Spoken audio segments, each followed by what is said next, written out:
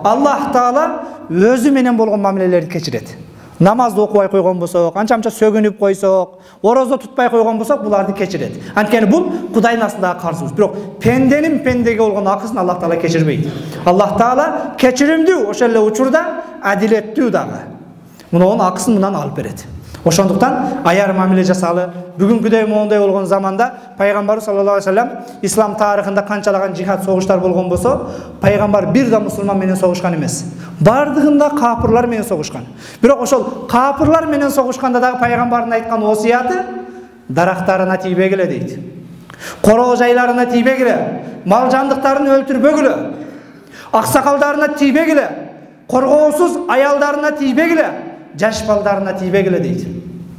Bir жолу болсо мейли эле урматтуу жамаат. Келиңиздер бир Кудайга кайтып көрөк, бир таквалык кылып дуа кылалы.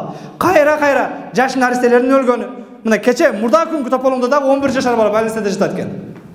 Пайгамбар саллаллаху алейхи вассалам, эгер бир капыр мамлекетти басып алсаңар, жаш балдарына, дарактарына, аялдарына, аксакалдарына тийбегиле дейт. Ал сыздарга тийбегиле. Ким силерге каршы чыкса, ошолорго гана тийишкиле дейт. Аларды дагы эгер пленге түшүп берем, колго түшөм десе өлтүрбөгүлө дейт. İslam tarihinde sahabalar soğuşup atıp, birösünü şu kapırlar öldüreyim degende la ilahe illallah deydi dağı. Ben musulman boldum, keçirip koy dese, janagı sahabam deydi. Sen korkpoğundan aytın dep tur başını alıp saladı. Soğuş bitkene keyin malumat paygambarga dedi. Ya Resulallah, munoğul bir kapır musulman boldu ele öldürüp saldı deydi. Peygamber sallallahu aleyhi ve sellem çakır bey ne kıldın dese, ya Resulallah, oşağa emişen espi deydi. Kılıçtı moyununa alıp barganda deydi, korkununan oşentdi al deydi, ölümden korku, çında musulman boğan yok deydi. Peygamber sallallahu aleyhi ve sellem, yüreğin jarıp gördün mü deydi.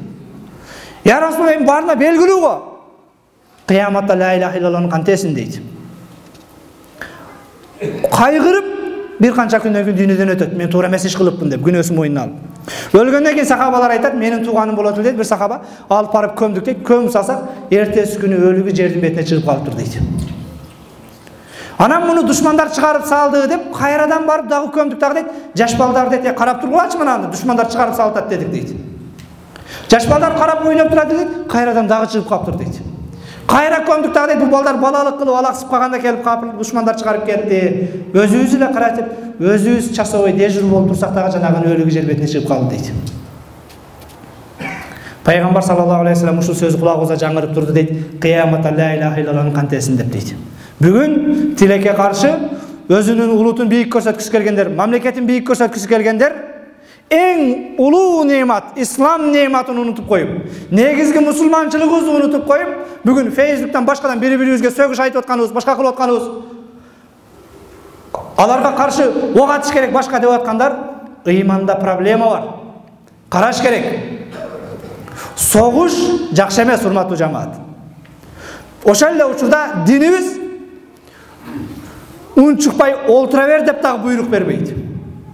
Негизинде шарият талап кылган нерсе боюнча мусулмандын каны, намысы сакталыш керек. Шарият боюнча үйүңүздүн дарбазаңыздан келип бирөө ышкалап тешиктен карап аткан болсо, ичинен кылыч менен, найза менен сайып көзүн оюп алсаңыз, казыга барып арызданса, казы сизди соттобойт. Не үчүн? Сиз дарбаза курганда, пескобло курганда үйдүн ичиндеги аялым, бала чагам көрүнбөсүн деп кылгансыз. Ал келип сиздин дарбазадан караганы аялыңыздын юбкасын көтөргөн менен барабар.